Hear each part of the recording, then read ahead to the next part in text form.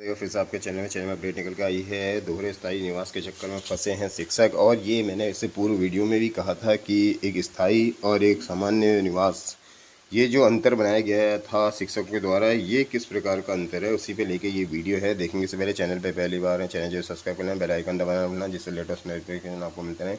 Video को like and share करना भूलेगा। साथ ही जैसा बार बार कहते हैं, आपका लाइक एक सब्सक्राइब हमें मोटिवेशन देता है आपका वीडियो बचाने के लिए। So I would like request to all my friends, please like and subscribe to my channel and share it as well.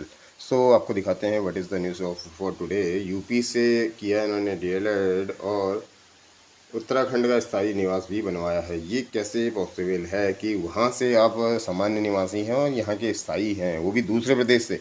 अपने ही प्रदेश में अगर सामान्य बना हो और स्थायी बना हो, एक बार के लिए हम समझ सकते हैं कि प्रदेश वही है, लेकिन दूसरे का आप कैसे ले सकते हैं भारत की और ये कोई है तो नहीं कि भारत की स्थायी और वहाँ पर आप जा रहे हैं अमेरिका तो वो आपको एक टेम्परेरी वहाँ की मिलती है, वो भी वीज़ा के रूलों के अकॉर्डिंग। ठीक है, तो यहाँ पर तो ये संभव नहीं है क्योंकि ये तो एक भर्ती प्रक्रिया है। यहाँ पर स्थायी रूप से आपको क्या बनने मिलना है, रोजगार मिलना है। ठीक है, फिलहाल ये देखते हैं आप हेडलाइन और मैं आगे इसको दिखाता हूँ है क्या। देख सकते हैं डीएलएड प्रशिक्षण के लिए नौकरी पाने के लिए उत्तराखंड का स्थायी निवास प्रांत बनाने के लिए शिक्षक बड़ी मुश्किल में फंस गए।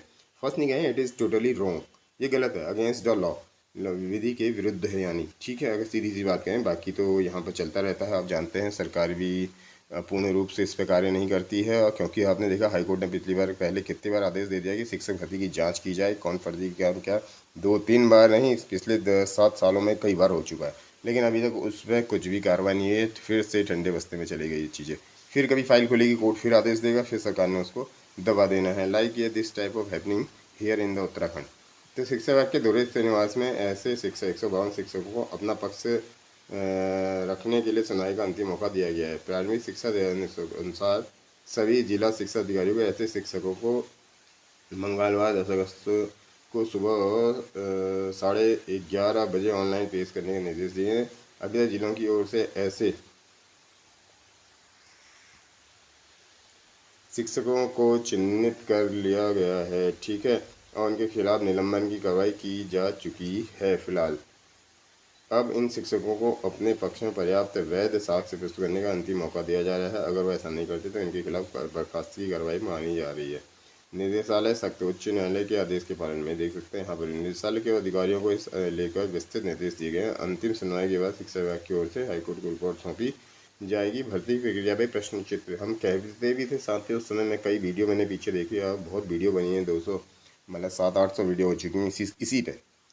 21 और जो 22 उसमें निकली थी, या 20-21 की जो थी, आप देखेंगे वहाँ अधिकतर ऐसे ही लोग थे।